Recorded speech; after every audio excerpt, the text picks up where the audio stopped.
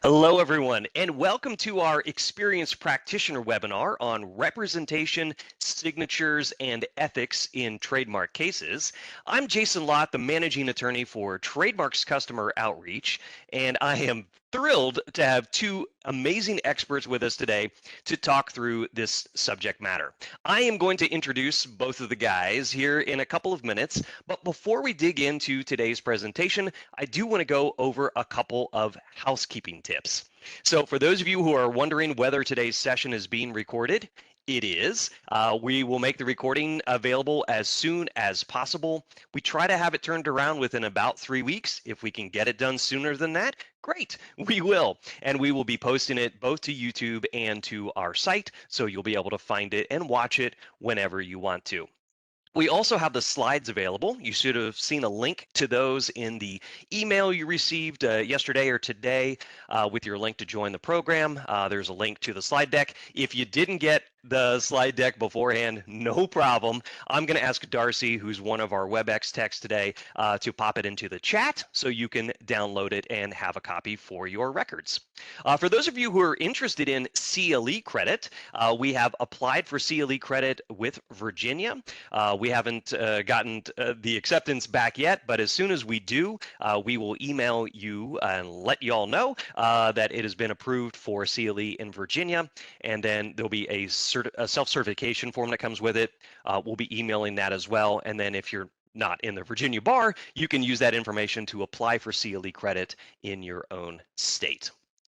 For those of you who are interested in captioning today, that is also available. If you want robot captions, sure, no problem. You can go down on the bottom left-hand corner of your screen, hit the CC button. But for those of you who are interested in live human captioning, which is always our preference for quality, then we would encourage you to use the caption link.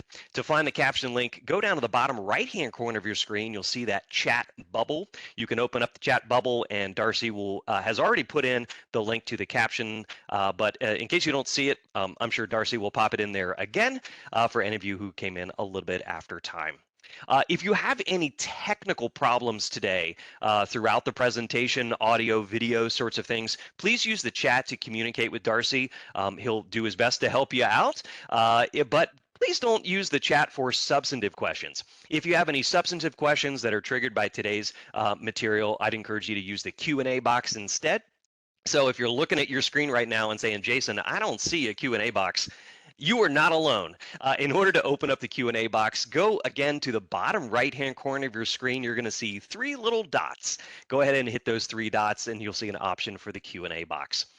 The guys are going to be giving the presentation today. They're not going to be necessarily looking at the Q&A. So if you're popping something in there and expecting a real-time response, please understand you're not going to get one, but we are going to be collecting the questions. If we have an opportunity to go over some of the questions at the end, we will. If not, then both of the guys' respective offices are going to get copies of those. And so if there's different ways we can answer your questions, we're going to be happy to do so. Unfortunately, though, can't guarantee we can answer all questions. All right. And another thing too, as soon as possible, we're going to send around a post-event email that includes a survey about today's presentation. We'd encourage you to fill that out. It should only take you a couple of minutes. We do look at all survey feedback that comes in for our presentations.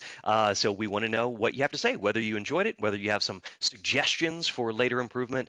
We want to hear about it so we can do a better job. Okay, well, that is enough out of me. What I'm going to do now is introduce our experts, and I'm going to get out of the way so they can lead you through the information about representation, signatures, and ethics in trademark cases. The guys actually might also have some hypotheticals prepared if we have time for those, just to take you back to law school in case you were hankering for some hypos. We might be able to hook you up today. Okay, so with us today, we have Paul Winbaugh. He's a staff attorney for the Office of Enrollment and Discipline here at the USPTO. His duties include investigating allegations of practitioner misconduct, developing the registration examination for practice before the USPTO, and facilitating outreach to USPTO stakeholders. Before joining OED, Paul worked as a patent examiner and also as a patent attorney as a patent attorney in the private sector. He received his BS degree in computer science and JD degree from George Mason University. Welcome, Paul. And we also have David Mayer. He has worked, he has a very short bio for you folks because he wants to get to the information. He has worked in the legal policy office for more than 7 years as a subject matter expert on representation and signature rules.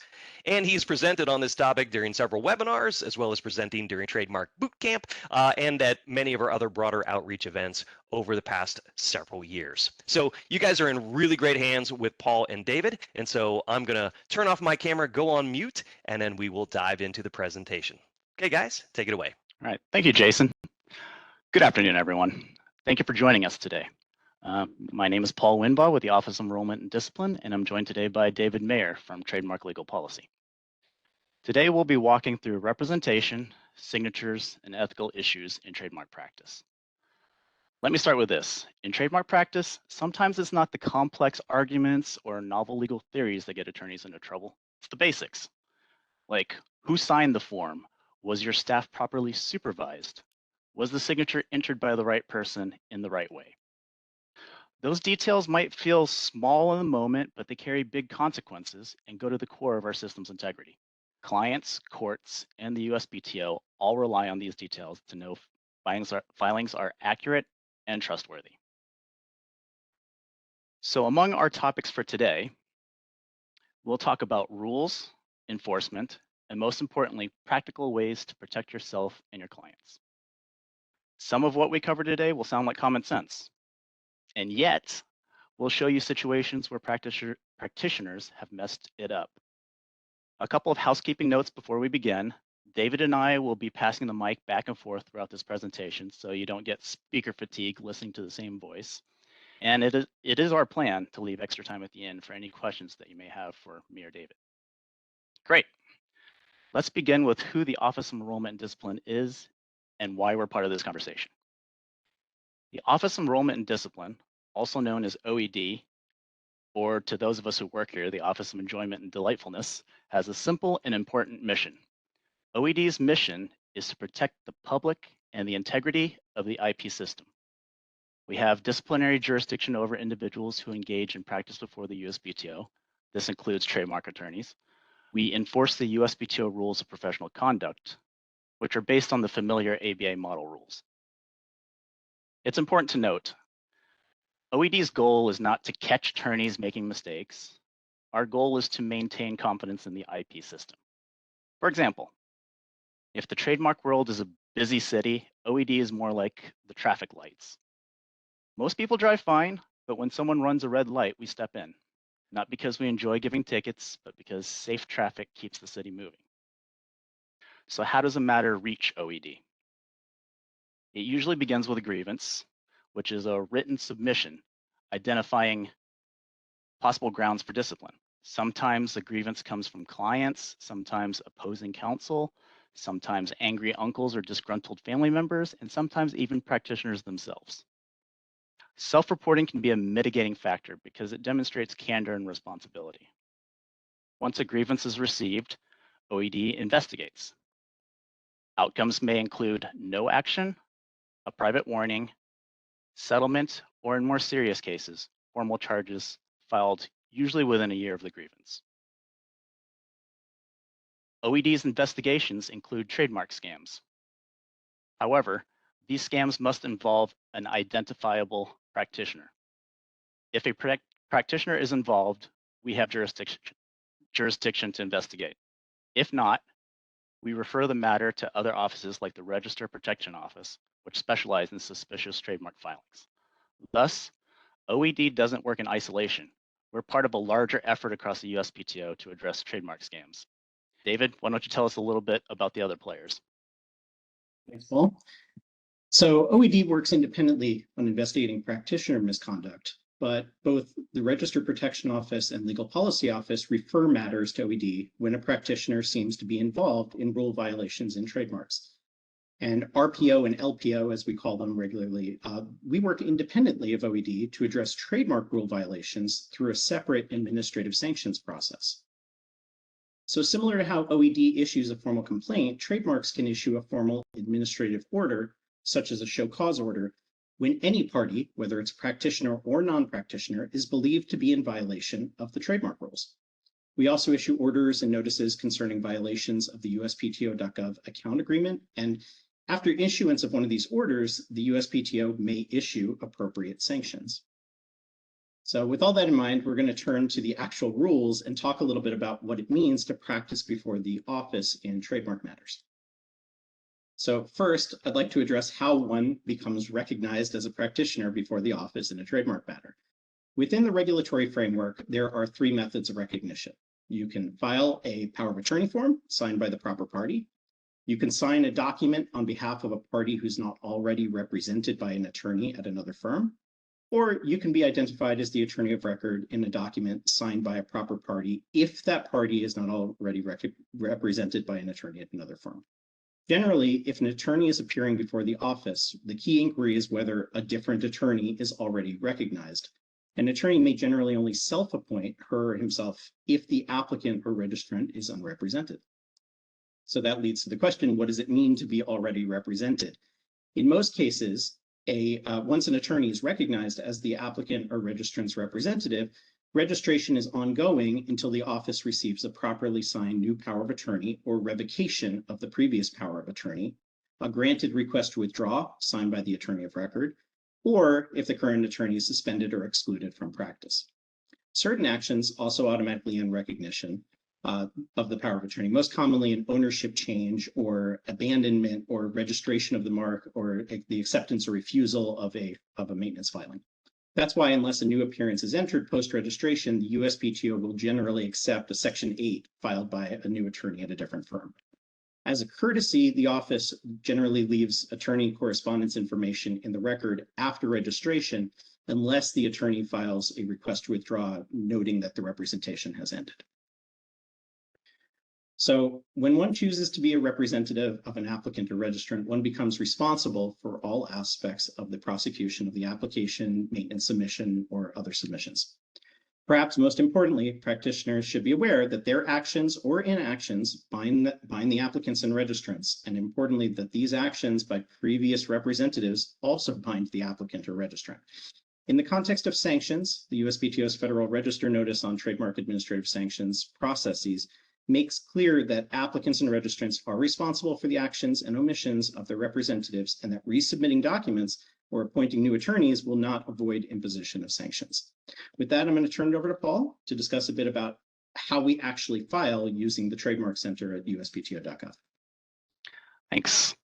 So since August of 2022, identification verified USPTO.gov accounts have been mandatory for filing. And since 2024, all sponsored accounts also require ID verification. An attorney must sponsor paralegals and support staff for them to be able to access the system.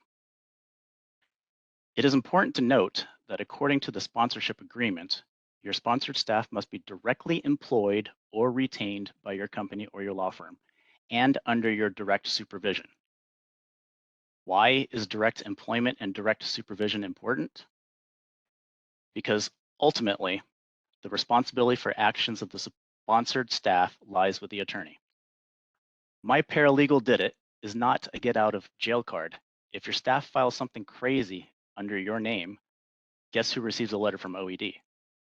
We'll go into some examples involving improper sponsored accounts later in this presentation, as well as some tips to help protect yourself from sponsorship scams. But for now, I'll turn it over to David to get into the heart of today's discussion, signatures and certifications. Thanks, Paul. Let's dive into the specific rules on how one actually signs a trademark document then. So Rule 2.193 is the meat here. This lays out the requirements for a signature, and it has three requirements, three different ways that a document in trademarks can be signed. One is an electronic signature directly on our forms. Two is the handwritten signature. Sometimes we call that one the pen and ink signature. And then there's a third category that's some other form of electronic signature, which in this case is now being used to permit use of document signing software under certain limitations. For that handwritten or pen and ink signature, an upload of an image of the handwritten signature is what we're talking about usually. It's worth mentioning that for document signing software, these rules can differ a little bit from what we understand the patent side can sometimes uses. So practitioners should be familiar with the rules for the part of the office that they're interacting with. In all cases, no matter which signature type you choose, the submission must be personally signed. Delegation is not permissible. A declaration signed by somebody other than the identified declarant is not valid, and in some cases may be considered the provision of false information to the office, sufficient to result in sanctions either by OED or by trademarks, as we're going to discuss a little bit later. Again, I want to emphasize this. One cannot delegate the authority to sign, and no person can enter the name of another person in the signature box. For handwritten signatures, the person named must be the person who signed, so the same is true of these electronic signatures. For those who use electronic signatures entered directly on the USPTO forms, the signature should be something that you've adopted as your electronic signature entered between two slash marks. Generally, one's adopted signature should be consistent across submissions, and again, it's not something that you can delegate to another person to enter.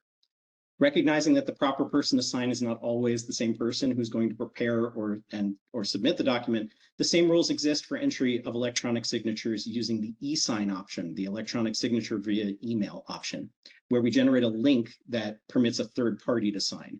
This is generally useful where the attorney is requesting the signature of an actual applicant or registrant on a declaration or verification, and the attorney should counsel their clients to make clear that the same rules apply to these signatures. The named signatory must be the person who enters the signature.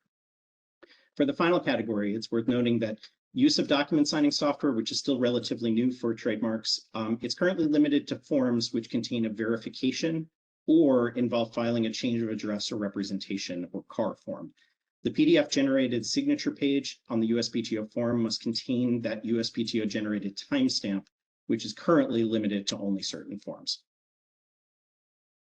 So that covers the mechanics of signing, but there are some other rules that you need to be aware of concerning the content of the signatures. So first, a signature must be that of an actual person. Juristic entities act before the office through the acts of their principals or officers. So the signature of a company is not acceptable. You need the signature of a real person, and that person needs to be identified.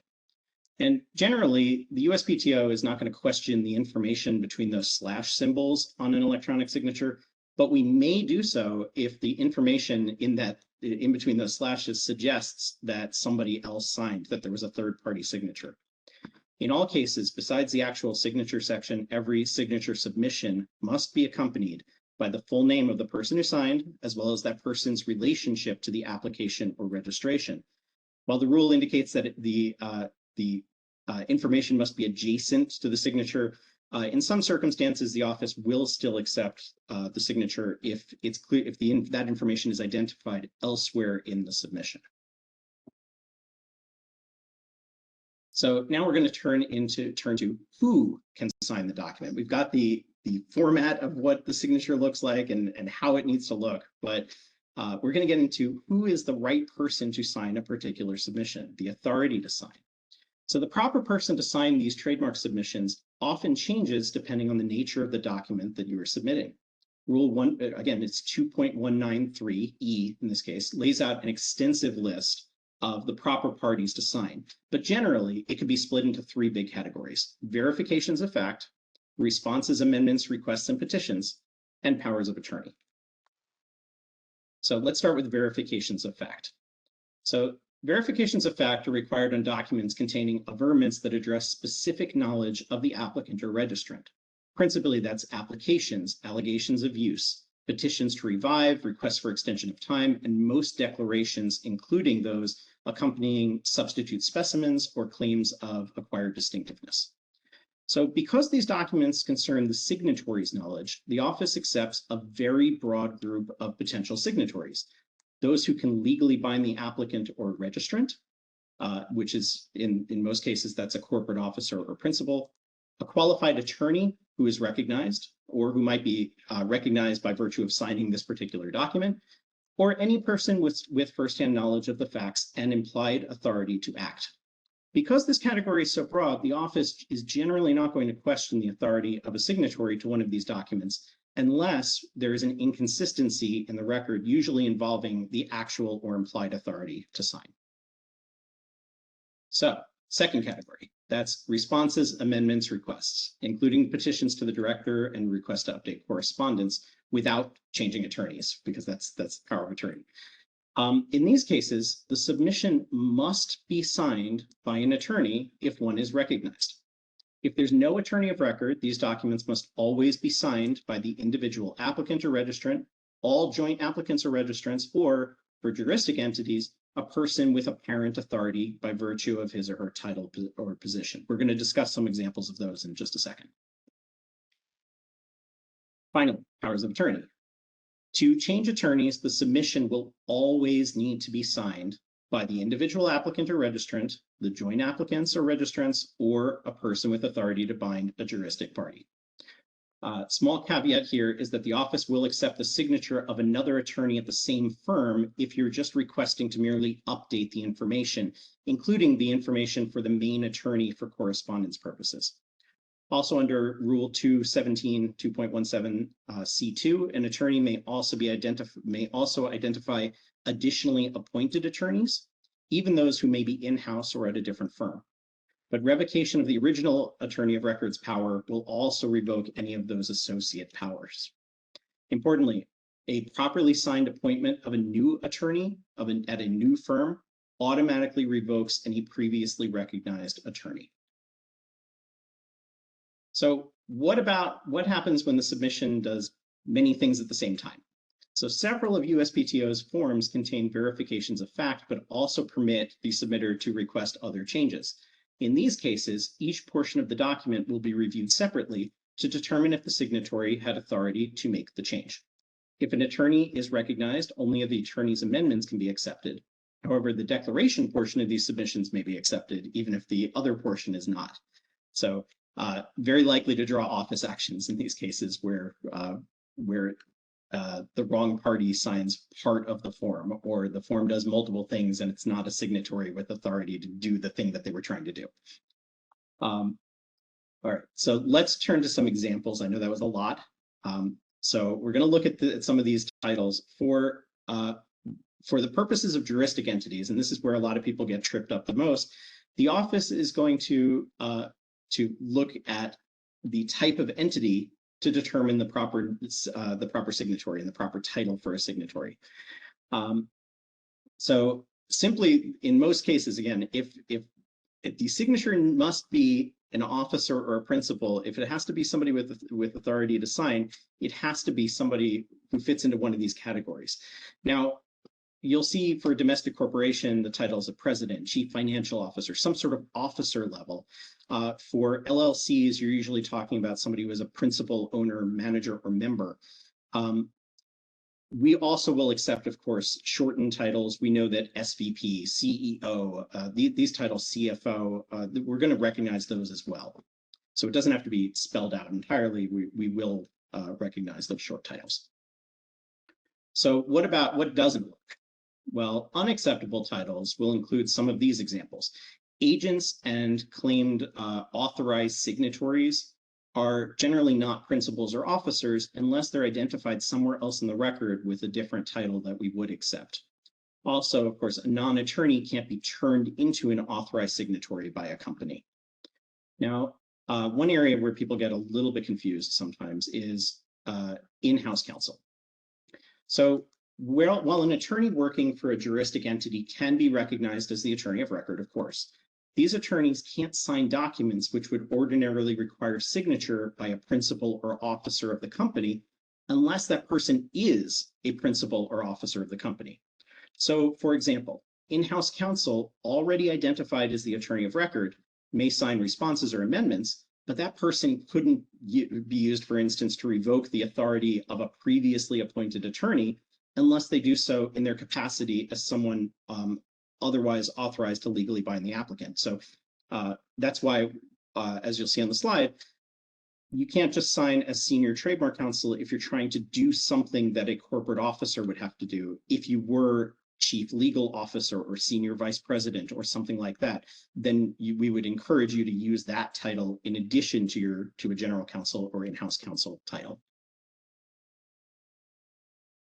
So in some cases where an individual or officer of a juristic entity might ordinarily be authorized to sign, Since August of 2019, individuals whose permanent place of residence or entities whose principal place of business are outside the United States must be represented by counsel. For foreign domiciled parties, this requirement means that the proper person to sign most documents will be the attorney of record, though the applicant or applicant's officer is still an appropriate signatory when filing a power of attorney to switch attorneys or to sign, for instance, a declaration of fact. This rule helps ensure that those unfamiliar with our rules are working with experienced practitioners who are following both the trademark rules of practice and, of course, the rules of professional conduct. So now I'd like to pass it back to Paul to explain the effect of signatures on correspondence with the office. Thanks. Here's where signatures take on an even bigger role: certification under Rule 11.18.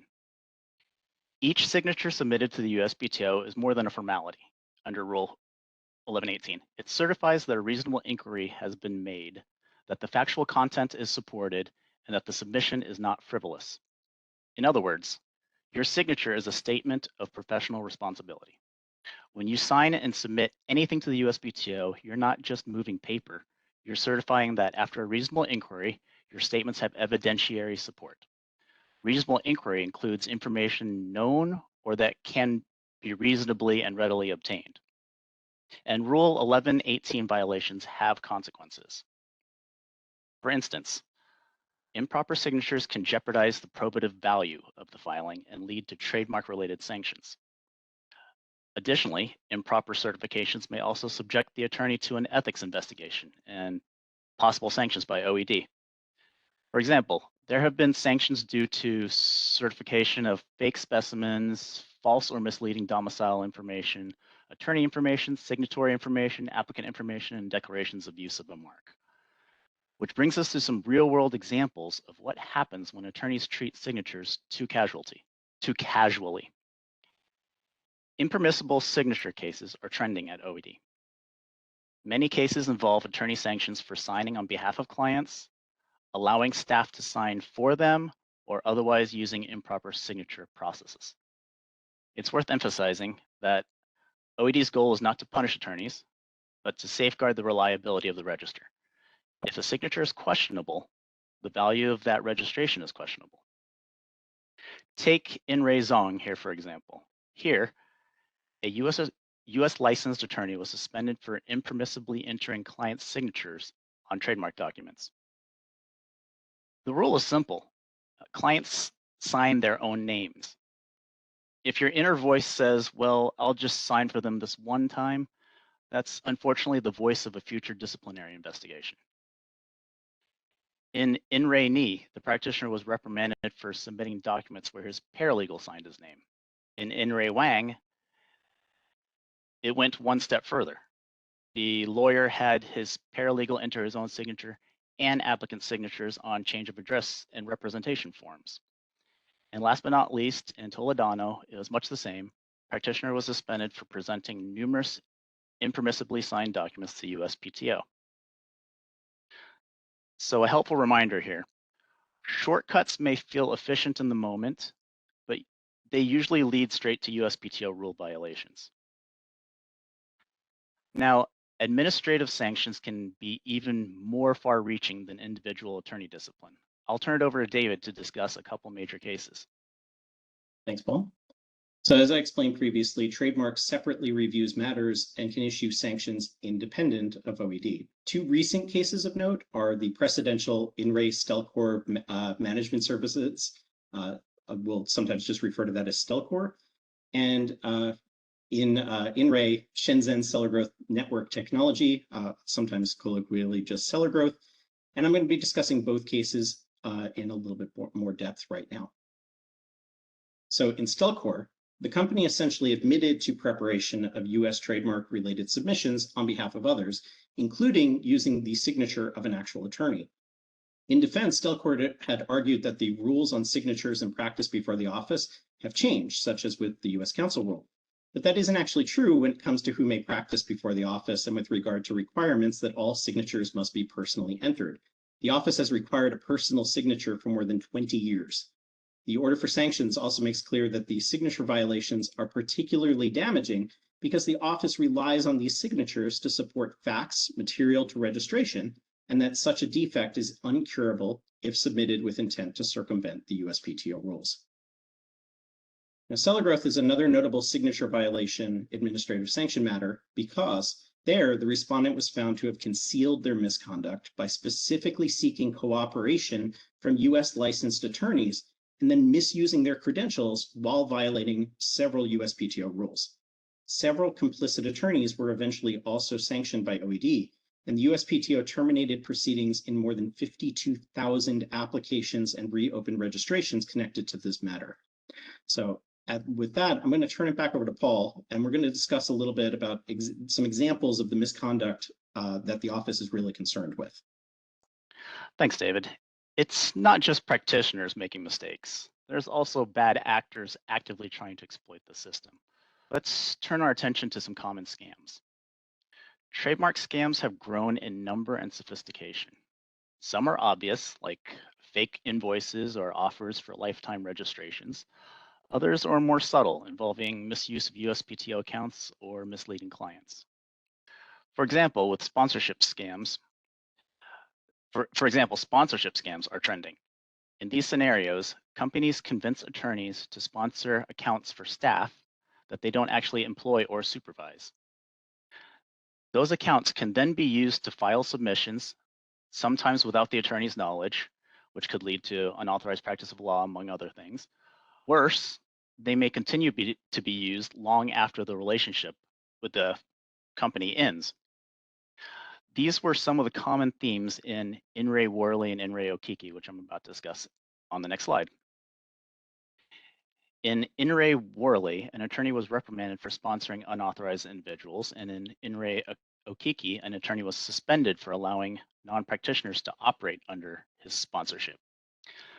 I bring these cases to your attention because both of these decisions are worth a read in our FOIA reading room, which I will provide a link to at the end of this presentation, as they provide detailed guidance regarding the requirements of the sponsored account agreement. The lesson here is that sponsorship just isn't clicking a box online. It's a professional and ethical responsibility. Remember, when you sponsor someone, you're not just vouching for their technical ability, you're personally and ethically responsible for their conduct. So how do you avoid ending up in a similar situation? The key is simple. Follow the account agreement. The account agreement sets forth the criteria. You can only sponsor people you actually employ or supervise. You need to actively supervise their use of the system. And once they leave, you have to remove the sponsorships the moment that their employment with you ends. Think of it as lending your house key. You just don't hand it over and hope for the best. You check who you're giving it to, and you take it back when they move out. Another area where attorneys get tripped up is foreign cooperation requests, where I will turn it over to David to discuss a real-world example. Thanks, Paul, again. I've actually seen, I saw a new one today. So these are very real. This is an actual email that was shared with the USPTO. And there's nothing inherently wrong with acting as local counsel for a foreign applicant or registrant, of course, but some of the messages that we're seeing suggest that there could be some potential ethical concerns. For example, here, right at the subject line, the foreign agent was asking for a partner rather than just looking for local counsel. And the text actually refers to use of the federal attorney license and mailing address. So those are some red flags. We also want to point out and make sure that you're aware that there are several attorneys who decided to work with high volume foreign filing mills who have been essentially burned. They started out with good intentions, expecting that they were going to review every submission. They were going to work to advise the actual client, again, the applicant or registrant.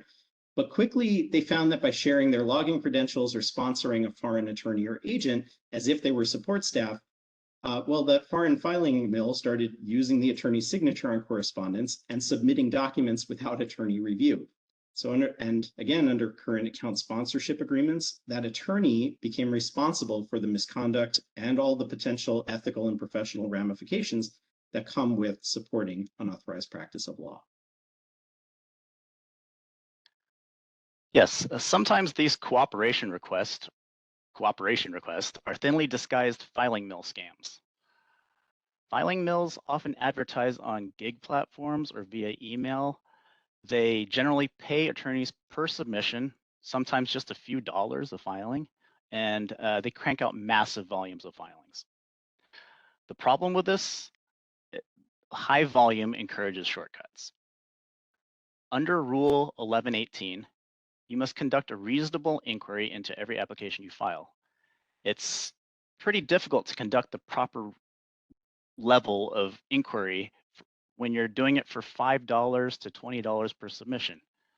Because of this, the economics of the arrangement sometimes cause attorneys to take shortcuts, and therefore their due diligence suffers.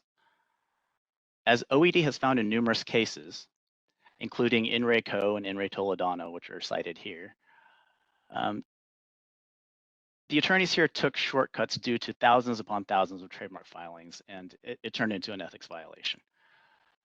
Inadequate review of submissions can lead to submission of fake specimens, false or misleading domicile information, claims of use, among other things, and improper signatures, applicant information, etc.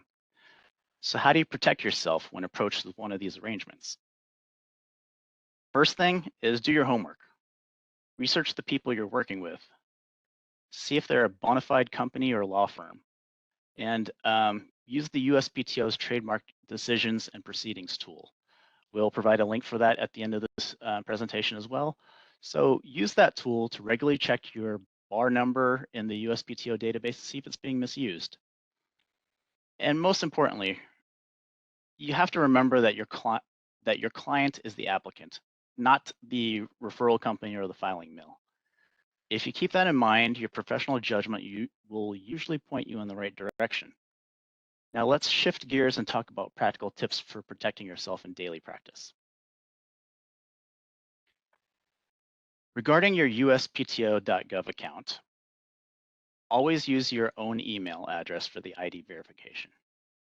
Don't allow staff or third parties to set up accounts tied to emails that you don't control. If you're caught in a situation where you've verified an account with an email that you don't control, fix it now before it becomes tomorrow's OED fact pattern. As discussed earlier, with respect to sponsored staff, make sure you supervise the sponsored accounts and remove their sponsorships when the sponsored staff leave your employment. Credentials are another common target, so regular monitoring is critical. Beware of too good to be true offers, because in this field, they almost always are too good to be true. Easy money can turn into disciplinary history very quickly. As mentioned earlier, the USPTO's trademark search tool is available to make sure that your name and bar number isn't being misused. If it is, report it immediately. Of course, this is not just about protecting yourself. You also need to safeguard your clients, which David will cover in greater detail. Thanks, Paul. So we also recommend discussing scams with your clients, because often these scams are going to target the applicant or registrant directly. Scammers don't care about rules of professional conduct that require that they not speak to a represented party, for instance. So very often we hear about scammers reaching directly out to applicants or registrants, trying to confuse them about something that is required before the office. Very importantly, we suggest talking to your client about not sending payments to any third party, and to check with you if they receive any communication about their trademark application or registration purporting to be from the USPTO. Again, we are going to, as an agency, try to speak to you, the attorney, if you are recognized. So we would never ordinarily be reaching out to the applicant or registrant directly. Be especially wary about any sort of communication that injects false urgency. That's a hallmark of every scam. If you aren't sure about a communication, feel free to contact the Trademark Assistance Center yourself. Even attorneys can contact us at TAC. And we note that if a client is directed to a scam via some type of search engine like Google or Bing, both of those search engines actually have mechanisms to report scams, whether they're trademark or otherwise, to remove the link from their search results. So go ahead and take advantage of that too. if your client is scammed, we call it the big five. We urge you to share this list with your clients. They should challenge the fees, challenge the payments made by their financial institutions, because financial institutions are required to offer some measure of fraud protection. We recommend submitting complaints to both the FTC and to the FBI's Internet Crime Complaint Center, the IC3. And we'll have links at the end of the presentation for these. Also potentially contacting the local attorney general for the appropriate state. And for phone-based scams, you can actually report these to the FCC. Of course, review changes to the record with your client and inform the USPTO as soon as possible. If you believe that the record contains false information, you may want to consider, under the circumstances, counseling your client to refile the application quickly and abandon the previous one. If there's an unauthorized post-registration maintenance submission, which is a fact pattern we see from time to time, consider having your client file a superseding submission if there's still time to do so. Of course, and I know we've shared this email address several times during the presentation already, and we'll have it again at the end, but make sure that you inform us about the scam. We have a wonderful set of people who are responding to messages all the time, and TM Scams wants to know about the scam. We want to track what's happening. We want to take action if we can do so. So what's the USPTO doing about scams in general? Well, we take many steps to address these types of scams, including running webinars, including this one, but there are ones that are more about scams on our website.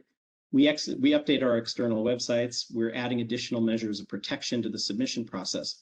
But keep in mind that the USPTO is not a law enforcement agency. We don't have the authority to sue or prosecute entities that defraud or attempt to defraud our applicants and registrants. So consumers who feel that a company may have been participating in unfair, deceptive, or fraudulent business practices should contact the Federal Trade Commission, FTC. Again, I will have the link in just a moment, actually. So with that, Paul, I'm going to turn it back to you for a moment to talk a little bit about some of the resources again that you referenced. Great. As we wrap up, let's take a quick tour of the resources available to you. First, if you're worried about misuse of your name or bar number, the USPTO's trademark search tool is your friend. A quick check here every so often can save you from unpleasant surprise later.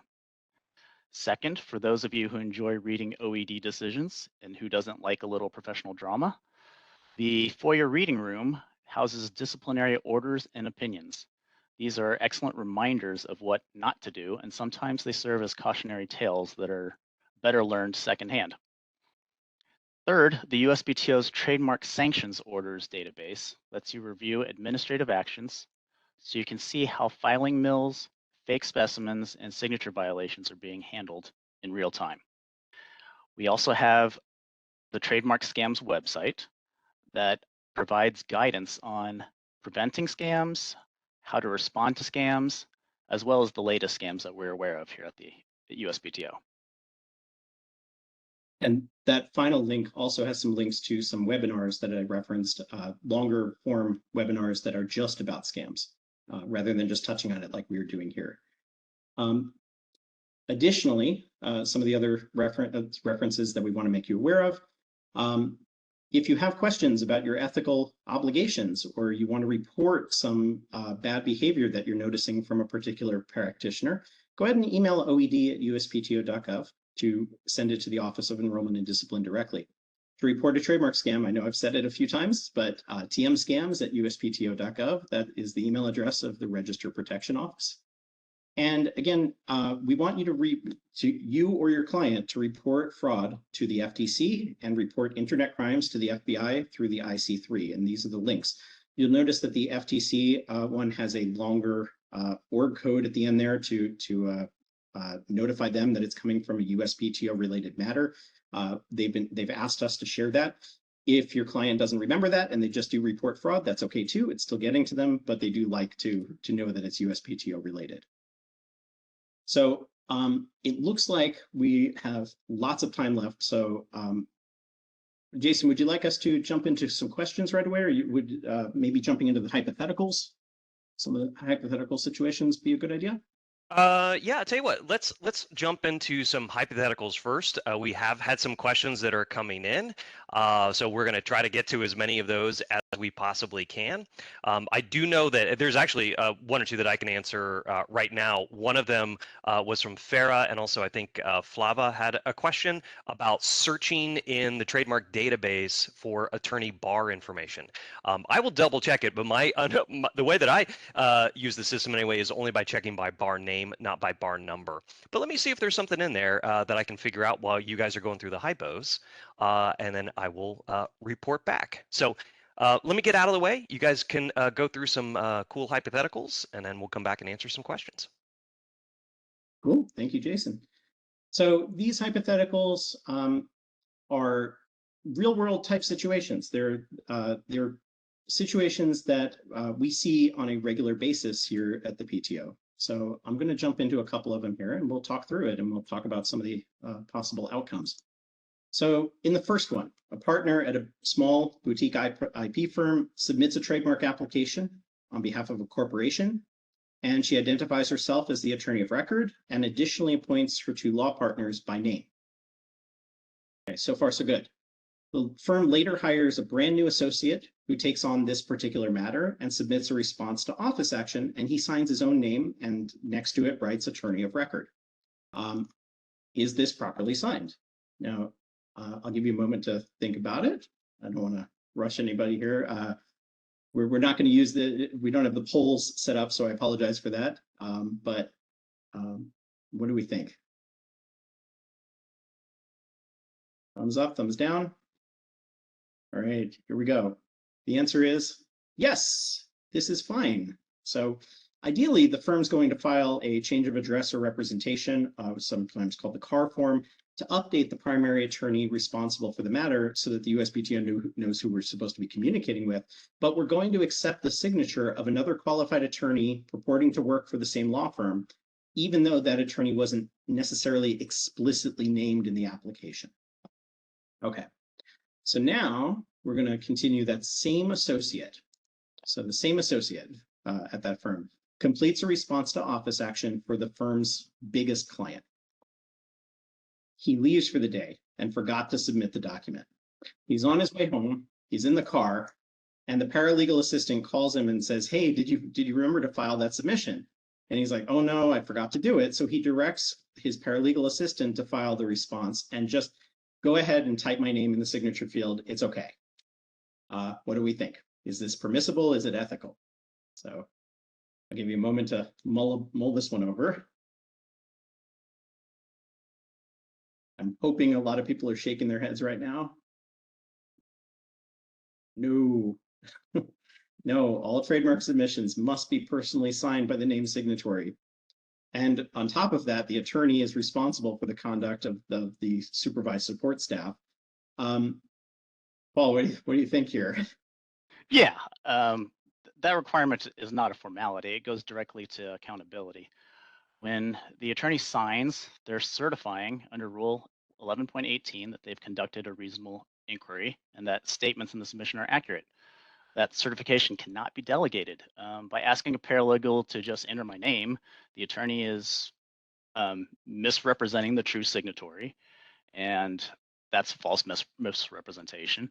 They're also violating the supervision standard because attorneys are responsible for the conduct of their staff. Directing staff to improperly sign creates a pattern of misconduct, not just a one-off mistake. And last but not least, they're risking both the submission and their license. Submission filed this way may be treated as improperly signed and could be disregarded. Worse, repeated behavior like this could lead to OED investigation, as we've seen in several of the suspension and reprimand cases that we kind of discussed earlier. So the bottom line here is your paralegal can help you prepare a response, organize exhibits, or double check deadlines, but what they can't do is impersonate you on the dotted line and sign on your behalf. That's exactly right. That's all right. So let's dive into another one. What do you think? So we got number 3. And I have to warn you all, it gets a little tougher as we go. So Number 3, the law firm is contacted by a company in another country where trademark representatives must be licensed but are not necessarily attorneys. That foreign entity says, we have 200 trademark clients who wish to file in the United States, and we're willing to pay you $20 per application. Don't worry, we're going to do all the counseling. We're going to talk to the clients. We'll prepare every submission. All you need to do is create a sponsored support account at USPTO.gov to permit us to do all that work. And then don't worry, we're still going to send it to you for your all the final applications for your signature via the email electronic signature feature. So we'll prepare it. We'll do everything. You sign it. You can look it over. What do you say? Is this permissible? Is it ethical? So what do we think? All right, I keep pausing. I'm hoping again, shaking head after this presentation. You all know, no, don't do this. The law firm is violating the USPTO.gov account agreement by sponsoring support staff who are not actually employed or retained by the firm. These are not people who are being supervised by the law firm. It's the other way around. The foreign firm is doing all the work. We have to be worried about unauthorized practice of law in this situation, and that foreign entity is engaging in practice before the office. They're doing all the submissions. They're preparing all the submissions. They're doing all the counseling. And on top of that, if the attorney's signing with no reasonable basis to make those averments in the application, Paul, what do you think about an attorney just blindly signing? Yeah, that's essentially renting out your law license, right? And I also want to touch on the little matter where you're talking about fee splitting here. Fee splitting just isn't about the math or the economics of the problem. It's the loyalty. It's about loyalty and independence in a way. Because if a non-lawyer is controlling the money, they can also control the legal strategy, and that creates a conflict. So our rules make clear that attorneys must be guided only by their client's best interest, not by the financial interests of a middleman. So that's where fee splitting comes into the equation here. And it always just boils back down to Rule 1118. If the foreign entity drafted the filings, then what basis do you have to certify their accuracy? Because the answer is none. You're basically signing blind. So ethically, this arrangement fails on multiple fronts: supervision, unauthorized practice, truthfulness, client loyalty. It's the classic too good to be true situation. I'd also like to point out that this arrangement in general always makes me question if the attorney is representing the foreign firm or they're representing the applicants. And I think that line is important to draw in these situations, to remember that the actual client is the applicant or registrant, or the person who you are filing on behalf of is your client. So I think that's something that a lot of attorneys need to keep in mind as they're presented with these difficult situations working with foreign firms. All right, let's do another one. Okay, it gets a little trickier here, as I said. Little sneaky one here. Tom Smith, an individual domiciled in Connecticut, he submits his own application pro se. Okay, I'll give you that, no problem yet. He gets a complicated looking office action and he asks his attorney niece, an attorney, to take a look. But she's a criminal defense attorney and she's admitted in Maine. Miss Attorney reviews the record. She realizes that these issues are actually pretty straightforward, and she doesn't really know the USPTO rules, but she goes ahead and fills out the response. She forgets to check off the box to indicate that a new attorney is appearing. Okay, with me so far. No declaration is required in this particular response, but in the signature box, she personally enters her name and identifies herself as applicant's attorney. Is it properly signed under the trademark rules of practice? Is this all okay? Does she have the authority? Are we okay with this? So think about this one for a minute. And I know dead air here. I apologize that I can't see if you're all nodding or shaking your head. So gotta wait a moment. So this one was tricky. Okay. The answer is actually yes, under the trademark rules of practice. She's an attorney. She's admitted to practice by the highest court of a U.S. jurisdiction.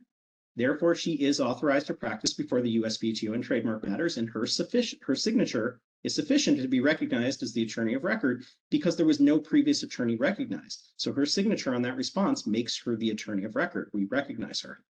She's going to draw an office action. So when an attorney appears, the attorney bar information is required. So she could have avoided that, of course, if she was more familiar with the USPTO rules. But Paul, I'm going to turn back to you here. How do we feel about Miss Attorney representing her uncle or was it nephew in this situation? Well, I suppose there is a small cause for concern here because as an unexperienced trademark practitioner, she's venturing into an area outside of her expertise. And she didn't really inform her client, who's her, what is it, nephew here or uncle? I don't remember, Yeah, but she's not informing her family member here of the risks that come with an inexperienced attorney taking over a trademark matter. So under 37 CFR,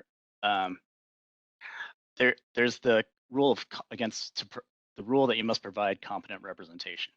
So if you're stepping into a trademark practice for the first time, you need to either get up to speed really quickly, or it would be our preference if you decline the matter, because otherwise you're just risking harming the client and unfortunately, if it becomes a pattern, creating ethical liability for yourself.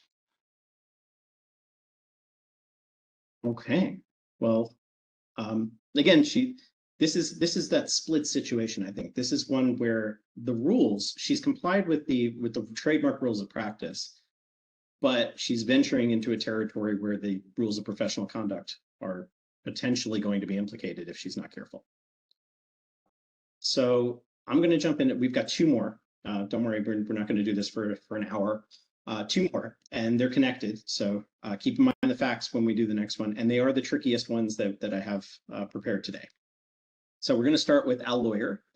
He's longtime corporate counsel, and I have a feeling this is going to answer some questions that I already see coming up into the chat regarding general counsel rules. So here we go. So Al Lawyer signs and submits the trademark application for his company, which is a domestic corporation. He doesn't enter his name or bar information in any of the attorney fields, but he signs the application using the title of general counsel. An office action is issued. It raises several issues, and Mr. Oyer is not really prepared to address these. He says, all right, I'm going to send this matter to outside counsel.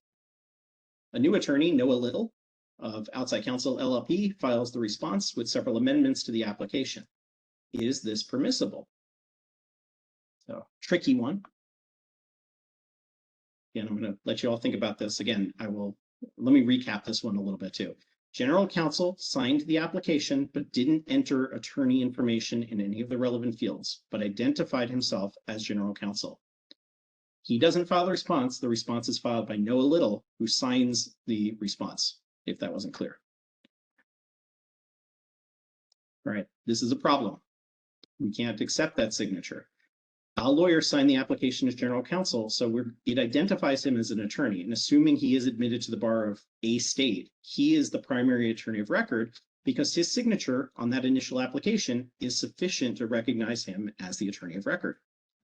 Noah Little can't sign the response until he's appointed by somebody with legal authority to bind the corporation, or it's possible in this situation that Mr. Oyer could have signed an associate power of attorney granting Mr. Little the authority to sign. Okay, so I said it's going to continue here. So this is the continuation of that same hypothetical. This one's really tricky, so stay with me here. So a 30-day letter goes out. The examining attorney says, hey, that signature by Mr. Little was not proper. The attorney of record is Mr. Oyer. We need the attorney bar information in addition to all the things that were laid out in the office action. So Mr. Little then prepares a change of address or representation form, naming himself the new attorney of record, and he sends it to Ms. Jones, who's the vice president of the company, for her electronic signature. Mr. Little is now recognized as the attorney of record. I'm giving you that one for free. Mr. Little is the attorney of record now, and he submits a new response, but the examining attorney finds it unpersuasive, and she issues a second office action. The corporation decides that they're going to handle this second response in-house. So they submit a new CAR form, appointing their new in-house trademark counsel as the attorney of record. And now Mr. Oyer signs the CAR form as the corporation's general counsel, appointing this other attorney who's in-house. Can Mr. Oyer do that? What do we think? Again, I know this one's a little complicated, so I apologize if I'm going to recap again. Mr. Little has been named the attorney of record by the vice president of the company. They want a new attorney who's in-house to handle the second response. So they filed the CAR form, identify the in-house trademark counsel, and it's signed by their general counsel. Can they do that? And the answer is no. A revocation of a power of attorney is one of those documents that has to be signed by the applicant or registrant or party to the proceeding. And for a juristic entity, that's a corporate officer. The title of general counsel is not a corporate officer. Mr. Oyer doesn't have the apparent authority to bind the corporation in this way, so he can't appoint new counsel. He was replaced as the attorney of record, so we can't presume that he has the authority to do this anymore. If he was also an officer, he could have signed with an officer title, for example, chief legal officer, if that's the case. And probably even better, if he was preparing this form in the first place, he could have used the email signature option to have that same vice president or some other corporate officer sign the CAR form instead, naming the new in-house attorney and probably himself as associate attorney. Okay, that was a lot. I know I appreciate you all sticking with us on that. I know those hypotheticals can be a little tricky. The good news is we now have time to jump into some broader questions. And Yes. with that, I'll turn it back over to Jason. All right, sounds good. Well, thank you guys. Appreciate that. Also appreciate the hypotheticals. I mean, for a lot of us attorneys out there, it's been a while since law school, perhaps, and so maybe it's nice to jump back into some fact patterns to see how we come down. So before we get into some questions that have been coming in, I do want to give an update. I went and checked, double checked it in the help for trademark search. There is no way to search by bar number. You need to search by the attorney name. And so you would use the field tag that you typically use, which is AT:. Remember, capital A, capital T, colon, and then you could put inside straight quotes the first and last name. You also might want to flip it in case you have a situation where your attorney name went in last name, first name, or something like that. We have information about that and some examples in the help. So recommend that. That's going to be the best way to find yourself in the database. And one of the reasons, sometimes people ask, hey, can I search by the law firm? And the answer to that is no, at least not right now, and that is because the database isn't indexed for law firms. So maybe at some point in the future, if the database is ever indexed that way, you'd be able to search by law firm. It might get a little weird when people are changing firms, so the information might be out of date. So, but anyway, for the time being, remember, just search by your name. Okay, cool. Okay, great. So we have some great, really great questions that came in here. So let me start off with you, Paul. I have a question here from Bill. And Bill is asking, when taking over for a previously represented client whose attorney no longer represents that client, does a change in representation require any action or signature of the prior attorney? Right. Might need David's backup on this one, but I think the core of the matter here is that when we encounter a lot of problems with the signature on CAR forms. We have a mass transfer of cases going from a previous attorney to a person that's taking over the cases. And then the problem that we encounter on this is the new attorney that wants to take over the power of attorney signs all the documents by themselves, which is not allowed here. The CAR forms have to be signed by the applicant, registrant, or party, or by the previous or the current attorney of record, if they were still had the power of attorney in the record. I think that answers your question. Do you have anything to add to that, David? Yeah, the only other thing is that if you're the attorney who is being replaced, generally we would expect that if your client has told you that you are no longer going to be representing them, and they haven't necessarily hired new counsel or filed a car form, and you notice that your information is still in the record, you can file the request to withdraw. You can get yourself out that way, and then the next attorney to file anything will be filing on behalf of an unrepresented party. So their signature alone would be sufficient to then identify. So there is a two-step way to do that. But generally, if you're taking over and you're going to need the signature, yeah, as you said, we're going to need the signature of the applicant or registrant to switch attorneys. The big exception, and not to overly complicate it, the big exception is if one of those automatic actions have occurred that will end representation automatically, like registration of the mark, a change of ownership of the mark, final acceptance or rejection of a maintenance submission. If one of those has occurred, then technically that applicant or registrant in most of those cases will be unrepresented for the purposes of the rules, such that the next person to submit, the next attorney to submit, can be recognized without having to do that sort of back and forth, that extra step. So I think in many ways, folks, it is going to boil down to good representation hygiene and making sure that if you're not representing the client, you withdraw yourself, get out of there, so you're no longer in there. But the other thing would be, no, there really isn't a necessity for you to be working with prior counsel if you were taking it over. Now, I know that earlier on, maybe a couple of months ago or so, when we had a switchover, I think it was in July, there were some issues where some people were thinking they had to get permission from the prior attorney. That is not the case. So typically we have what we were referring to as more of a two-step process where the owner would withdraw and then you would come in as new counsel, either through the appointment of counsel or by submitting on behalf of the applicant, who at that point would be considered to be unrepresented. So Carissa, you also had a question along these same lines about handling a situation when the car form, you want to you want to submit a car form, but the email address that's already on record is no longer available. Maybe that it's an old email address or something like that.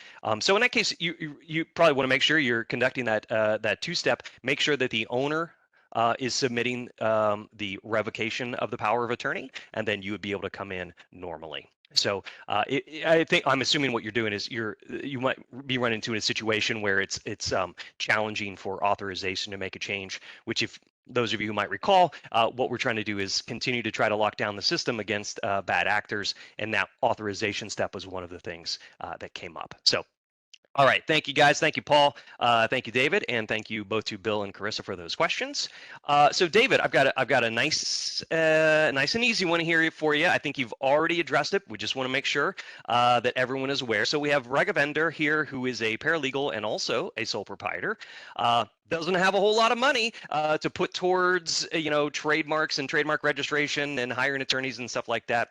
So if Raghavender is filing pro se, can he do that? Can he sign documents and apply on his own, or does he need to have counsel?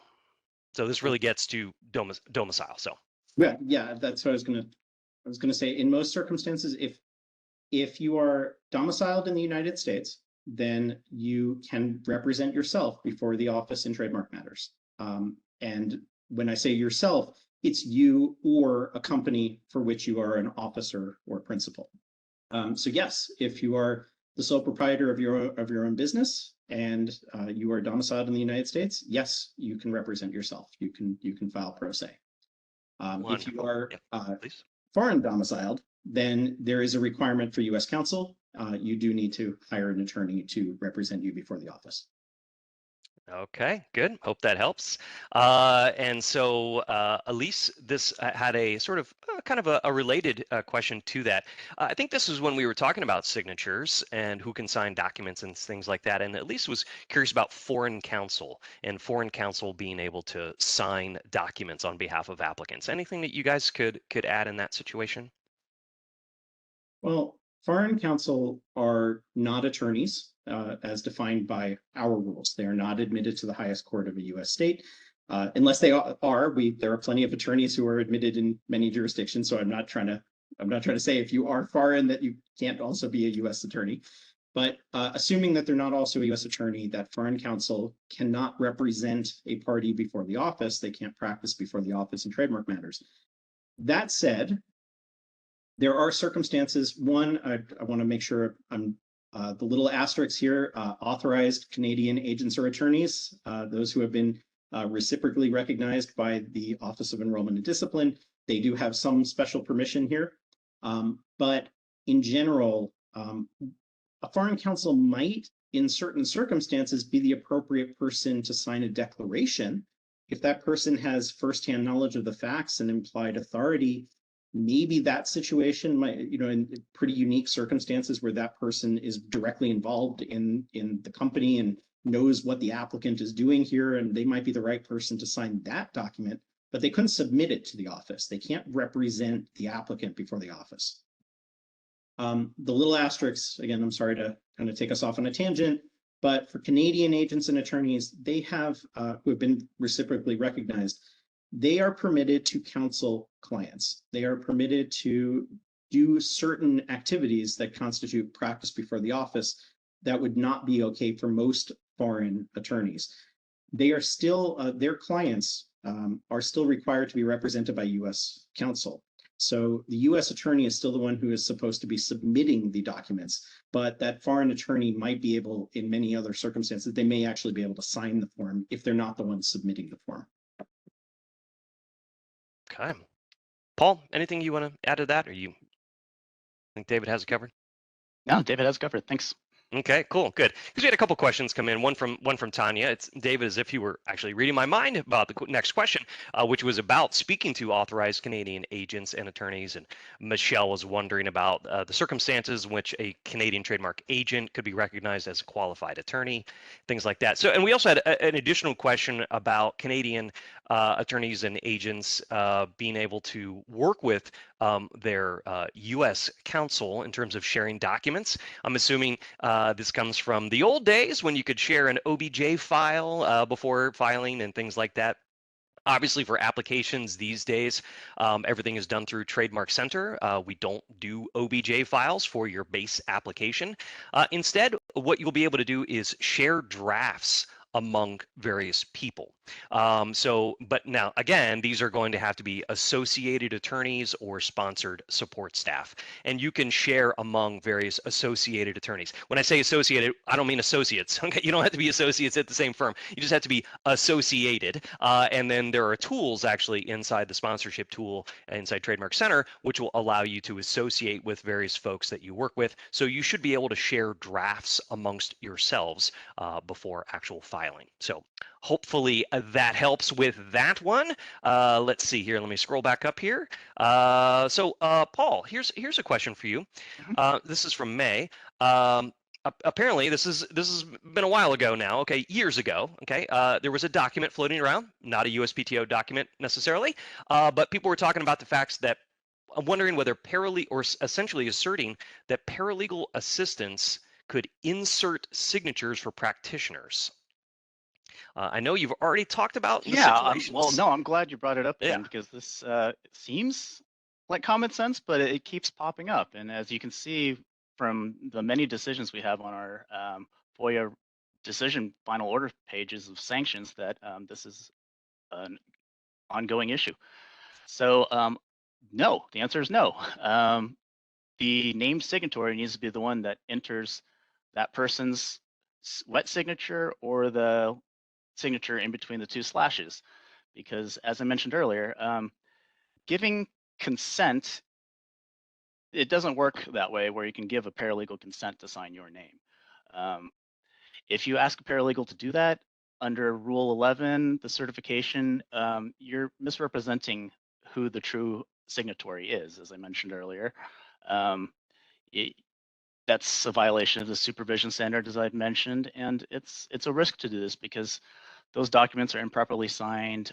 They may be voided because they're invalid, and repeated behavior like this over and over, it could lead to possible sanctions by the OED. So The short of it is your paralegal can do many things for you, one of which is not signing your name. They can help you organize your exhibits, double check your deadlines, prepare the response. But when it comes down to actually putting the name on the dotted line, that has to be the attorney's signature.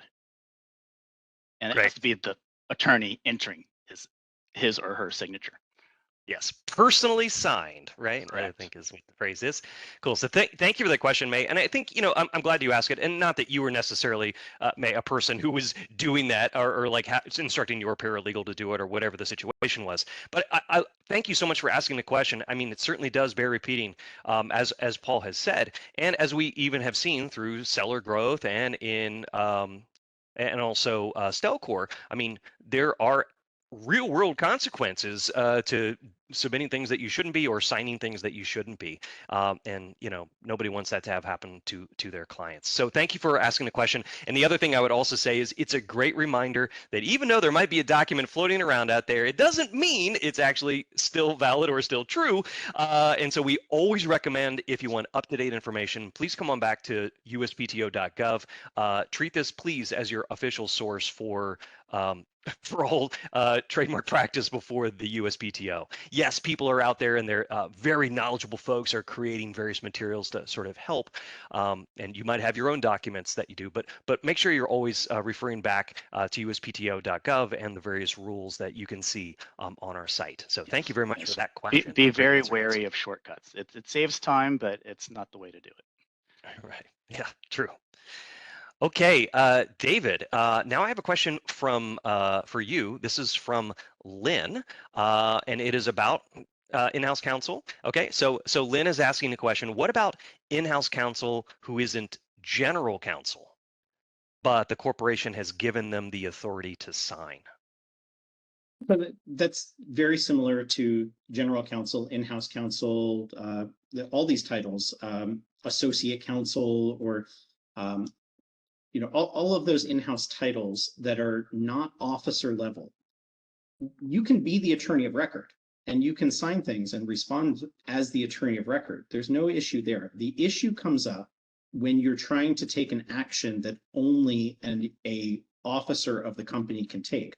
So if there is already outside counsel who is appointed and you try to take over the file or appoint new counsel, you can't sign. You need an officer of the company to sign that revocation and appoint a new attorney, even if it's you.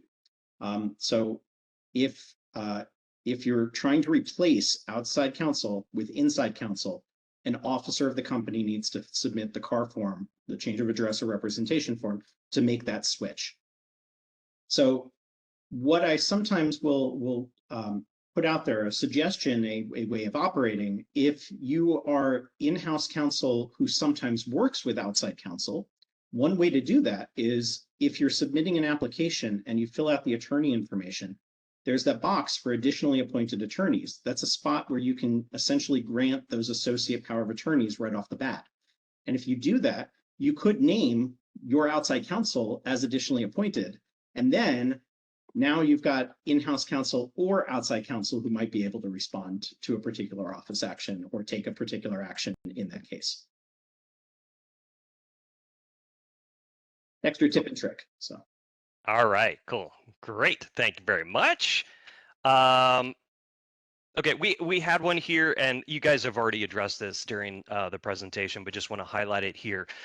Question here, I'm sure it came in before you talked about it, from Anna, about whether DocuSign is an acceptable manner to submit a signature. Either one of you want to take it real quick? Yeah, sure. So DocuSign is a type of document signing software. It kind of falls into that new third category of additional ways that a person can sign. The answer, and of course, because I'm an attorney, this is how we answer everything. It depends. So with an electronic signature, it depends on how you're using it and which form you're trying to use it on. Currently, under our current limitations, you can only use document signing software, including DocuSign, on documents that contain a verification of facts or that change of address or representation form. Those are the two types of forms. Now, verifications, that's a lot of different forms. That's a lot of our forms already, but it's not everything. So those are the ones that will allow you to do that. Now, if you're submitting a piece of evidence, though, let's say that you needed to have maybe a consent agreement or something like that between parties. Well, if the parties happen to use document signing software and that's the way the signature pages appear on this thing that you are uploading as evidence, the examining attorney is going to consider that evidence. They're going to, it's not like they're going to say, oh, well, we don't take DocuSign, so that's not properly signed. It's not that. It's that we're talking about signatures on the documents that are being submitted to us as the signature in support of that document to the PTO. So yeah, you don't have to worry necessarily that if you have an attachment that is just tangentially related, we're not going to question that the same way. That's not what we're talking about. Okay. Well, let me follow up with that because DocuSign or other sort of things could be a potential answer here for Lynn. And so Lynn has a foreign client, and the corporate bylaws require 2 signatures on every document, right, for her client. And how would she handle that? Or actually, Lynn might be a man. I don't know. I've seen both. So Lynn, the attorney, Lynn, the lawyer. So there's no way to do this in the USPTO's system. So how would they handle that situation? Any thoughts on that, David? Well, again, I think it'll depend on what we're talking about in terms of what documents we're trying to get submitted. Where we're talking about a response to an office action or some sort of amendments being entered, if it's a foreign client, first of all, they're required to have US counsel. The attorney is going to be the one who's responsible for signing pretty much everything before the office, with the exception of a change of attorney. So if they're trying to replace the attorney of record, that's where their internal rules might kick in. Now, for the USPTO's purposes, we're not aware of every corporation's bylaws, and this is actually the reason why we're pretty set on identifying those titles of people who have apparent authority to bind a particular company, because individual companies could all be set up very differently, and we're not necessarily aware that this title is good enough to bind the company for this particular company. So I would say that the submission to the office, if it needs to have the signature of a corporate officer, internally, they can do whatever they need to do. But ultimately, if we have a signature of one of those people, that's going to be sufficient for our purposes. So we're not going to, again, we're not reading their bylaws to necessarily know that they're missing a signature. Got it. I mean, that's I'm also thinking if there's through document signing software, you could just create it so it has multiple signatures, or a way to upload as an attachment, like as additional evidence in certain circumstances or something like that. So there may be ways to get it in there, Lynn, if that's helpful. Okay. All right. Well, we're moving right along here. So Paul, I'm going to come back to you for this one. I'm pretty darn sure this was answered in a hypothetical, but I think it's always good to highlight it. So we had a question here from Jay Peck, who is an associate at a firm, and they have a power of attorney signed by the client, which names the partner as the attorney. If the partner assigns the project to Jay Peck as the associate, can Jay Peck sign his or her name in the filing document, or does the associate need to obtain a separate power of attorney from the client? Right. Yeah, this seems pretty much the fact pattern that was in hypothetical number 1, right? And the answer is yes. I mean, ideally, the firm will file a CAR form to update the primary attorney on the case, but we'll accept the signature of another qualified attorney purporting to work for the same firm. From OED's perspective, just being able to update the record and makes the chain of command a little bit more clear to us in our investigations. So selfishly, it'd be good for us in that regard. And I think for the USPTO in general, just having a clear chain of command of who's in charge of the application, who's the primary attorney, is always useful and helpful. Yeah, and I think this again goes back to good hygiene when it comes to correspondence and to representation. So, I think there've been a couple questions in here about how do we handle that updating if there's a change in a law firm or the attorney changes and things like that. It's just going to be making sure, as tedious as it might be sometimes, to make sure that you're keeping the record clear about who is the actual attorney who's representing, and where correspondence should be going and things like that. So really great questions across the board here. Had some housekeeping things that I do want to hit very quickly before we do have to get out of here in about 6 minutes. Going to see if I can grab a couple more questions for us to answer. But there have been some questions about recordings. Just as a reminder, I said it off the top, but hey, look, I understand everybody's coming out of meetings. They're trying to grab a cup of coffee before the webinar starts. You might have missed it. Yes, today's session is being recorded. We are going to be uploading it to YouTube and also to USPTO.gov in about 3 weeks. We'll try to get it turned around sooner, just so you can have a quicker way to give yourself a rewatch if there's something you want to come back and check out. So hopefully that'll be up within the next 3 weeks or so. The slides are also available. Pop those into the chat earlier today. You should also have been able to download those from the email for when you used to log in for today. Also, it's a couple of questions about CLE credit. Just as a quick reminder, we have applied for CLE credit with the Virginia Bar, and so if we are approved, then they will let us know, and they will send us a self-certification form, which we will then forward to you. So we will be sending out to the folks who have attended today's session. You will get that email. We might even include a link to the slide deck in there as well. And then you can use that self-certification of attendance form to apply for credit in whatever your state might be. Keep in mind, it is not an attendance certificate. It is a self-certification that you attended the presentation. So that's how that works. You'll have a copy of that form, and then you can use that to apply for credit in your particular jurisdiction. Okay, so we have a couple more minutes left here. Let me see if there's anything else that I can grab very quickly, because I know we can't really go over today.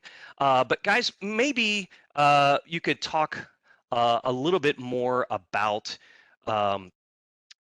the like situations, because I think sometimes things happen around registration time period when there's a period of change in which the registrant is now registered. They had been working with an attorney. And so the question then becomes, who is going to be doing the filing for that Section 8, that 5 and 6 year mark, and your Section 8 and 9 at your 10-year marks? So if either one of you could just briefly highlight things or some practice tips for our attorneys to keep in mind for things that are happening sort of around that registration time period, so they can make sure that the record is up to date. Any suggestions or things you think folks should be thinking about? Well, I'll highlight the fact that, again, under the current rules, registration automatically terminates recognition of the power of attorney.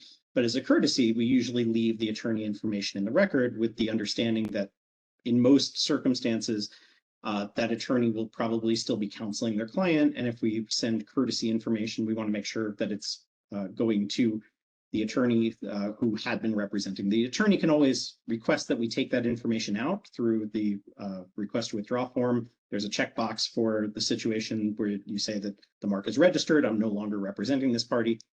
But we leave it in. If there's a cancellation proceeding, we want the attorney to be made aware. But I would say that, I guess, a practice tip would be, if you do intend to continue representation, it's not a bad idea to go ahead and file that change of address or representation form and reappear. Because by doing so, you are now recognized as the attorney of record moving forward post-registration. One of the common complaints that I see come in via email will be from a party, an attorney, saying there's been an unauthorized change, a new attorney has appeared, and I'm the applicant's, or I'm the registrant's attorney. Put me back. And when we look in the record, the change of representation form that was filed by attorney B, the new attorney, comes post-registration, and there's been no intervening submission. And that registrant is now unrepresented at the moment that that CAR form was filed. And so that new attorney does appear. We do recognize that new attorney. The first attorney who might have prosecuted the original application is kind of out of luck in that situation, and they have to work with, ideally talk to the other attorney, talk to their former client or current client, if that's the case, and figure out what happened. But the PTO is not going to be able to undo that without something else going on, without proof that there was an actual mistake of some sort. Okay, great. Thank you, David. We are 1 minute out. So, Paul, if there's anything that you would like to add, you have added so much great content already today. So, no requirement for you to have like a final tip or something like that for the folks, but anything that you want to make sure people keep in mind? Yeah, I just wanted to make a really quick point. I think there was a question in the chat that kind of touched upon this. There is a right way to have foreign counsel do trademark prosecution drafting, at least, and preparing it for your signature. If you take all the reasonable steps required under 11.18 and you take control of the application and you follow all the guidelines and you make sure that all the submissions are correct, you know who your client is, and you communicate with your client, and you make sure that the foreign company's speaking with the client. I'm not going to say that all situations where there's a foreign counsel or firm or corporation that's referring work to you is bad in and of itself. There's right ways to do this, and I just wanted to highlight that. There are precautions that you have to take to do it correctly, though, and for $5, it's tough to go through all the precautions that you need to go through. No doubt. Okay, cool. All right. Well, thank you very much, Paul. Thank you very much, David. Appreciate both of your time. And also big thank you to Darcy and Michael who are running the show behind the scenes today. Appreciate that. And appreciate all of you coming out for today's webinar on representation signatures and ethics in trademark cases. We will get this recording turned around as soon as we possibly can. And also, if we are granted approval by Virginia Bar, get you that CLE information so you folks can submit for CLE credit in your jurisdictions. So thank you again. We look forward to having you back at an upcoming USPTO webinar. We try to do these all the time. We do experienced practitioner webinars once every quarter, so that's at least 4 times a year. And then we have lots of other available training throughout the year as well.